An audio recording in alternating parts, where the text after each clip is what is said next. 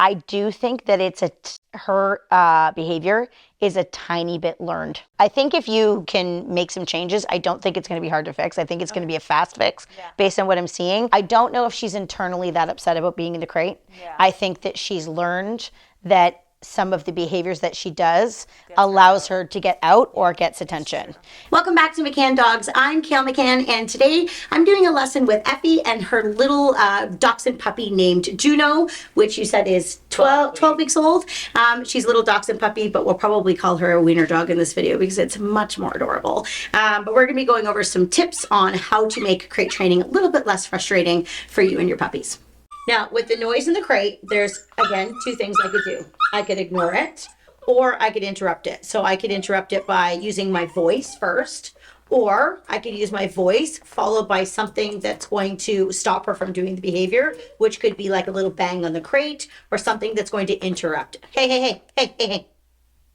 Good girl. That's better. Good, settle. Yes, good, settle. Now, she hasn't really had a win, so I'm actually going to choose to reward her now. Yes. So this is good. And this is the what happens when we're doing with a private lesson. It would be great if I could just like, okay, have you go in the kitchen. We're going to work through this. Dogs don't work like that. We have to kind of go in baby steps. And unfortunately, the speed in which we go through these progressions are completely depicted by Juno and how fast or how slow we can do. Oh, good girl. That's better. Now, we have a change in puppy, but why do we have a change in puppy? She's interested in treats. That's right. She's interested in food. So I didn't want to introduce the food too early, but I also don't need the puppy to sit here and like be rehearsing bad things for a really long time. So, hey, don't do that. So I might choose to interrupt her. She's losing steam a little bit though. Yes, better. Yes, good girl. So to see how she sort of like calmed a little bit there, so I can choose to yes and reward her. Good. So one of the main reasons why people are really frustrated with crate training is because typically puppies don't always love their crate, and they can show us that by screaming, crying, seeming very upset, and that can be heartbreaking at times. And that can either upset different family members, or it can just sort of make the flow of things a little bit more challenging because, you know, you're always encouraged to use crates, but if it's not really going pleasantly, it's like trying to decide whether it's worth it to do that or whether just let the puppy do their own thing, which has its own set of challenges.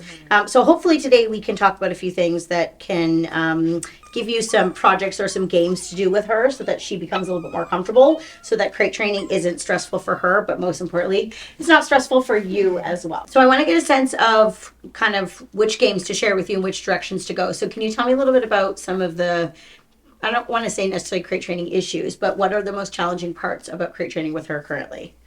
I would say settling her initially after putting her in. Yes. I have to like sit there and like say like, it's okay, calm down, she'll lie down. Okay. To, like, make sure she's settled before I start moving around. Okay. Is this, sorry to interrupt, but is this like a certain time of day that this is happening, or During after the a certain day. activity? During the day. If she's very sleepy and like we're watching TV and we're using the bully stick and then she just settles down, I can put her in the crate. Because she's already fine. calmer minded. Yeah, Okay. exactly.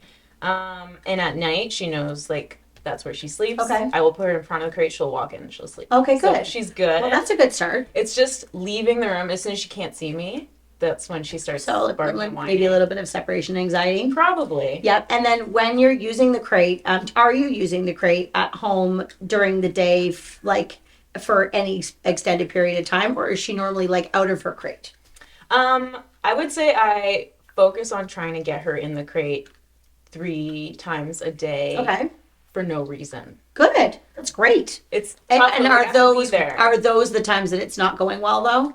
Yes. Okay. That's But good. it's like This is a all 5 minutes of whining and then does she settle after that, or is it like you put her in for 5 minutes, she whines, and then like you're not making her stay in there anymore? No. She whines, she settles, and then I go about what I need to do in that room. And then she will settle after that. Yes. Okay. But if I leave the room, it's Okay. over. Okay. Perfect. That's good. Sometimes when you're puppy training, it's like a bit of like buttering the puppy up to kind of like what we're doing, and then we add the stressy stuff in. So if I was like just put her in the crate and like go right to like the hard part of you leaving, it's not necessarily going to set her up for as much success. So we need to let her have a little bit of wins right now. Right. So I'm going to give you the treats. I want you just to show me kind of what you normally do to get her in the crate, and I'll either give you some tips to kind of progress or whatever, and then we can go from there. But basically the goal is to see if we can teach her to go into the crate happily and willingly, and then we'll go from there. Okay. I can see that she's very food motivated. Great. Great. Yes. Good So girl. good. Good girl. Okay. Perfect. And I love that you got that little okay in there before she came out. That was awesome. Okay, do that again. Great. I can't. Yes. I can't with how cute she is. Good girl. Good girl. Okay. Yes. Good. Good girl. Okay, so now what we're going to do is you're going to ask her to go in again. That was awesome. You're going to reward her, and then we're going to pause for a quick second, and we're going to reward her for not coming out quite so fast. Okay. If she comes out a bit early and like she beats you to the punch, we're just going to ask her to go back in, and then we're going to try and reward her from there. So I want her to be able to stay in the crate for maybe like 10 or 15 seconds. Yay! Good girl. You get rewarded for that. Oh, that's okay. We missed our moment. One of the reasons why we want our puppies to wait for us to be released out of the crate is we'll eventually use that for control, whether we want to attach our puppy's leash or not have them jump all over us. But when we have a baby puppy that doesn't really know what okay means, our goal is to beat them to the punch and kind of make it seem like it was our idea in the first place. So let's get back to training. Oh, Yes. Good. Girl. You pull your hand away. Yes, and feet. Quick. Yeah, that's it before she comes out. Yes. Good. And then when you, job. there we go. I was just going to say, push her back a bit so she's a bit like in more comfortable spot. Now reward again. Yes. Yes. Good Good. girl. Yes, again. Yes. Yes. Good. Very good. Good. And then while you're reaching for food, this is very dangerous because she's holding. Let's get her rewarded. Oh, yes. Good girl. Girl. Good girl. Okay, release her up for a sec. Okay. Yay! Good. So see how she held there? Yeah. Because we basically want her to say, ooh, look at me. The longer I stay in here, the more I get rewarded. Yeah. But so much of it is about timing. So when we reach for food and the food's really far away, we know that that's sort of an opening opportunity for her to like come out. Yeah. So we need to be very quick to reward. Yeah. Now, I could see that when she was lying down, she was less likely to want to come out. Yeah. Not that she has to go in a crate and like, oh, good girl, and stay in the down. But if we're trying to work on like, longevity or self-control, having her sit or lie down can be helpful. Good girl. Good. Or treats that she has to chew a little longer. Yeah. Okay, reward her again. Yes. Wow. Good. And just pause for a second. Yes, and reward again. Oh my goodness, she's brilliant. And then we want to quit while we're ahead, release her. Okay. So Effie has already clearly been working on some fun crate games with Juno already. She's going in very easily on command, so good for you. If your puppy's not at that stage yet, we actually have an awesome video that teaches you exactly how to do that. So you can click that card right there to check it out. So what we're going to do now is we're going to work on having her go in the crate. We're just going to work on having the door be shut. And eventually, once she's comfortable, we're going to build into having you actually move and so that she can't see you, rewarding her for being calm. So we're going to start out by having her go in the crate. So go in your crate. Good girl. Then I'm going to take her leash off. And then just a note for those people watching at home, it is important that you don't leave your puppy with a line on in the crate just for safety reasons. Obviously, we're here. We can see what's happening, but still good. Okay. She's in the crate. She's adorable. But we're just going to sort of ignore her for a second now.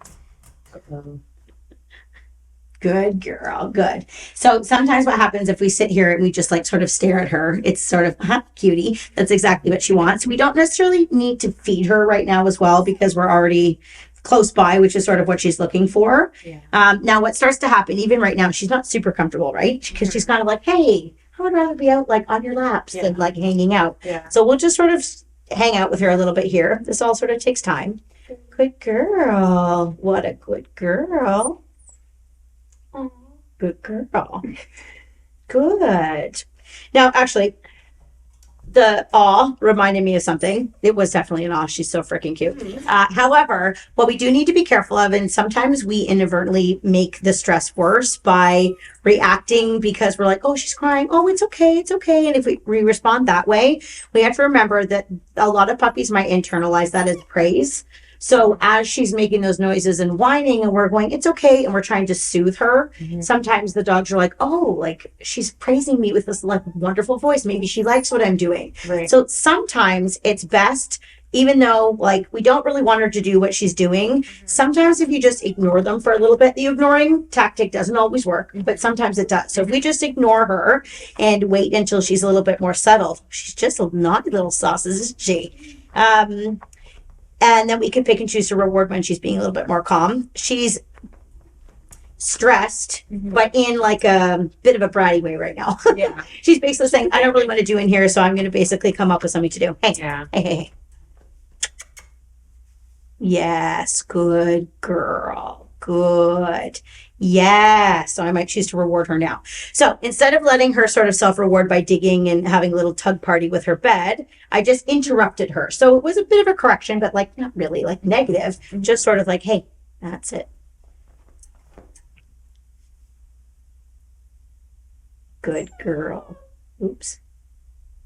Yes, good girl. That's a better quiet. Good girl. So I'm going to pick and choose my moments to reinforce her, or not. So the digging on the bed isn't really that big of a deal, but what I know about dogs is that this leads to crying and stress. And I don't even mean stress in like she's not necessarily upset right now. She's irritated that she doesn't get to go out and do what she wants, which is exactly why the crate training is so important, because that allows you to have a little bit more leadership and her to learn that sometimes you just don't get to do whatever you want. Sometimes you have to go in, and it's not terrible. You have this trait, you have a nice fluffy bed. Like the world really isn't that terrible. She's just not used to this program. Crate training is something that we work on in our Puppy Essentials online program. So if you need some help with your crate training, check out the link in the description below. Like I said earlier, it takes about like 5 minutes of her whining, and then she's a little bit more settled. Yeah. So that's really, really good. And we want that 5 minutes to turn into like 0 minutes so that you can leave a little bit more easily. When she's unsettled though, and you are trying to kind of stick around and settle her, good girl, are you interrupting her behavior, or are you trying to like shush her? Both. Sometimes I go shh. Yeah. And I go down, and she like kind of settles down Yes. a little bit. She's getting better at down now. We like just learned down in like 2 days ago. So yes, good girl. Okay, good. So not that what you're doing is wrong or right. It's just I want you to make sure that when she's acting a little bit like bratty or stressy or whatever it is in that moment, just make sure that your shushing isn't being perceived as praise for her. Right. So what you almost want to do is interrupt her so that there's a bit more of I don't like to use the word negative response, but that's kind of what I mean. Hey. Like that. Good girl. Yes. Good. Lie down. And then the positive reinforcement is yes, good girl, is for this behavior, so that she's just getting clearer information, and hopefully that will tighten your time frame up so that you just have to have less of a conversation with her about it. So we're going to have you go out the door, and we're going to, which might actually get her to wake up a little bit. If she's quiet, you're going to come back in and you're going to reward her for being quiet. If she's making noise though, you're going to use some type of verbal reprimand, hey, quiet, something like that from out there. And then you're going to step in, but don't walk to her right away. We might just need to use our voice. Now, 2 things will happen. She'll either hear your voice and she will be quiet, in which that will earn her the opportunity for you to come in close to her and give her some attention. If you are standing there and you're saying quiet and she's still whining, I don't necessarily want you to come in closer unless we're going to come in closer to like bang the crate or do something. Because sometimes we have dogs who have a little bit of separation anxiety. Just the fact that they get to see you again, they're like, yes. But we don't want her to think, oh, when I cry, mom appears. Okay, I'm going to give this to you. You've got your treats in there. Let's both get up and walk away, and let's just see what happens. Okay, you're going out. I'm just going to kind of go back here a little bit.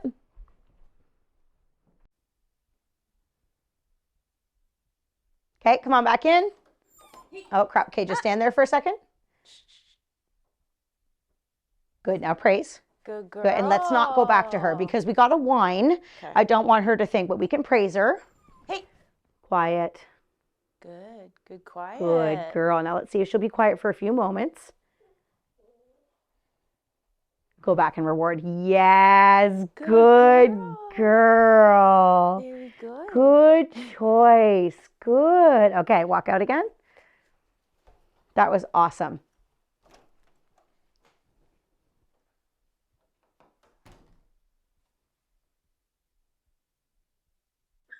Oh, okay. Tell her quiet. Hey. Quiet. When you say it, like when you say it, be a little more like Yeah. matter of fact. Do you want me to say quiet outside of the door? You could, You yeah. want me to- Hey, quiet. Both are good, but I Okay. think the word quiet would be good to build in. Okay. Good. Quiet. Perfect. Perfect. Really good. Good. Ah. Quiet. Hey. Quiet. Hey. Quiet. Good. Now Quiet. praise. Good. Good. Good. That was great. girl. Good. Okay, just poke out Nothing? outside for just 1 second. Quiet. Okay, come on back in and go right to her and reward. Good girl. So I Very wanted you to go out before good. coming back to reward because I want her to understand that when you leave and she's quiet, that's when the good things happen. Because if you're Yeah. in here watching her, she was a little bit like, oh, you're right there, come and see me. We don't really want to reward her for that. Good Yeah. girl. Good. Okay, a couple little tips. When you say quiet, try if you can to change the intonation of your command to sound a bit like a question. Like quiet, it's more like please be quiet. Just hey, quiet. We don't just sound like mean, but more like quiet. Like almost like saying you're fine. Yeah. You're fine. Quiet. You're fine. Yeah. Quiet. Oh, we did it again. It's okay. It's okay. It's hard to, especially if you've been doing it. It's okay. It's okay. Yeah. Good girl. Good quiet. Good Good girl. Good Quiet. choice. I can't do it. Good. You can. You can. Quiet. Make sure you tell your partner so you can remind, you guys Quiet. can remind each other. Good, quiet. Good. Good girl. Good. Yeah, because she might not know really what quiet means at this point, Yeah. but dogs can absolutely understand like tone of voice. Yeah. Like you could even be like macaroni. And Yeah. because you're saying it like lower and like Yeah. with a different tone, they are a bit more responsive. And then Yeah. over time, obviously, they do know the word. Okay, she's not really paying attention to you, so let's go. Let's go out the door there. Oh my God, I can't handle how cute she is.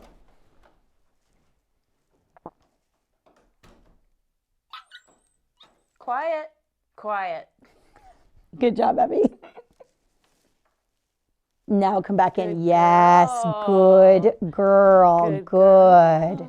Very Good. good. Now, the other important thing about this is we could do this all day if we wanted to, but that's actually not a good idea because sometimes if you work it too long, I would imagine now that if we were just to like talk for a little bit, she'll probably, because we've really worked her brain, she's probably ready to go to sleep. Yeah. So we should quit with this exercise while we're ahead. So what I think we should do though is take advantage of the fact that she's calm and like let's just let her be in there, and then we can decide what we want to do next. Okay, so that happened a little bit fast and furious. So we'll talk about a few things. You did so good with adapting your voice. I know it's not going to be easy, but do you understand sort of why that's the case? And it's hard to break a habit for sure, but it will honestly make a difference. What it also does is it allows your reprimand to sound different than your praise. Because if everything all sounds the same, that's also not as clear for her. But if you can say, yes, good girl, or quiet in the softest, sweetest voice that you want to, provided she's doing good, but that just helps to kind of clear the waters a little bit. A couple other things I wanted to mention when you go to practice this on your own is you have to sometimes use your gut, which is why this is challenging, about when to say quiet and when to praise, when to come in so she can see you, when to kind of just stay outside for a second, because it's not like a she does this, you do this, she does this, you do this kind of thing all of the time. So you kind of want to remember that what we're trying to do here is teach her that quiet, calm behavior is what brings you in with praise and reward. So that if you're able to use your voice to get her to quiet without actually reappearing, that would be ideal. But when we have a puppy, they don't always know how to respond to our voice until we pair our quiet, hey, knock it off, with some type of consequence of some sort, whether that's coming in and using our voice a little firmer, or if it's coming in and doing a little bang on the crate that we did earlier, so she understands what that quiet means, so that we can then balance it out with making sure that when we appear, it's because of good things.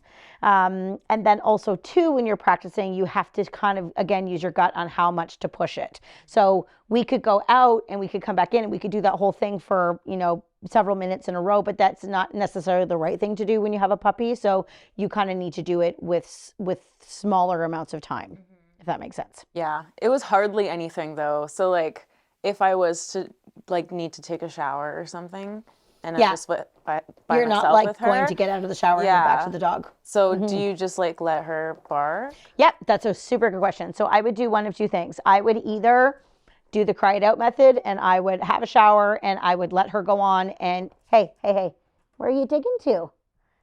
There you go. Good girl. I would either just let her make the noise and have a shower and let her just sort of figure it out and then go to sleep, and don't interact with her either way, so she's not getting reinforced and she's not getting disciplined, nothing. Or you could, she's got a little crate. For some dogs, you could literally just bring her in the bathroom, pop the crate down, put her in the crate while you have a shower. Rather than letting her be loose, put her in the crate, but she's with you. You could do it that way. So one of two things.